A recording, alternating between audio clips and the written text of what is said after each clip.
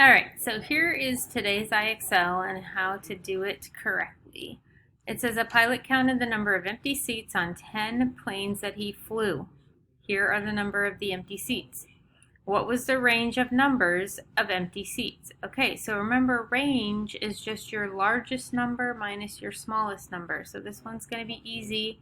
We don't have to write it down. I encourage you to use a whiteboard or your notebook when you're doing these IXLs, though, when it's asking you to find mean, median, mode you don't need it, but mean and median you definitely do. All right, so range, the largest number that I see here is 9, and the smallest number that I see in this data set is 1. So 9 minus 1 is 8.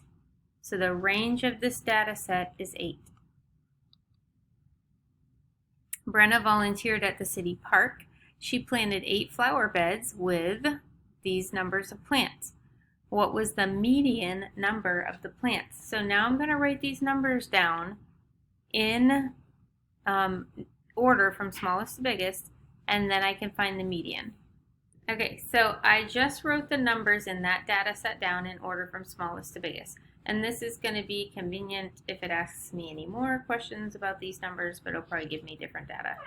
So it asked me to find the median. Sorry, we have a squeaky door over here. The median is the middle. So I'm going to look at my data in order, and I'm just going to look for the middle number. I have 1, 2, 3, 4, 5, 6, 7, 8. Okay, again, I have an even number of data. That means my middle number falls right here between these two. I have 4 on this side and 4 on this side. So when your median number falls in the middle of two numbers, add the two together. 4 plus 6 is 10, and then divide by 2. 10 divided by 2 is 5. So the median for this data set is 5.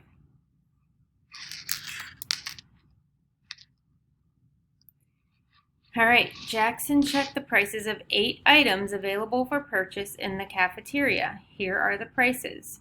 What was the mode of the prices of these items? So mode is the most. So which number do we see the most of? I see 4 $2 amounts. So I'm going to guess that's the most. And I would just type it exactly how they typed it, 2.00. And there we go. Xavier's class jumped rope in PE. He counted the number of jumps each student completed before getting tangled in the rope. The number of jumps 10 students completed was, here's all their jumps, what was the mean number of jumps? So now they want us to find the average. So I'm going to go over to my iPad or your whiteboard. I'm going to write all these down, add them up, and divide by how many there are. Okay, so I realize, I'm sorry, I'm distracted because I'm at home and there's people here. So I realized that I don't need to write them all down. I just need to put them all in my calculator and then divide by how many there are. So 1, 2, 3, 4, 5, 6, 7, 8, 9, 10. Okay, so I added them all in my calculator. I got 80. Then I'm going to divide by 10 because there's 10 of them, and I get 8. So the mean, or the average, jumps completed is 8. A meteorologist recorded the wind speed every day at noon for 8 days and recorded speeds of, there we go, what was the range of the wind speeds? Okay, again, range is your largest number minus your smallest number. So our biggest number that I see is 6.7. And the smallest number looks like 2.5.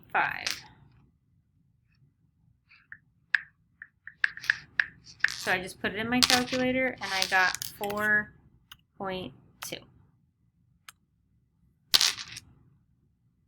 Okay, if you need to go back and watch this video again, go back. But this should help you get to your score on IXL, which is 45 today. Mark's Desserts offers its customers 9 dessert options. Here are the prices. What is the mean price? so this time I am going to have to add them all up again and divide by how many there are.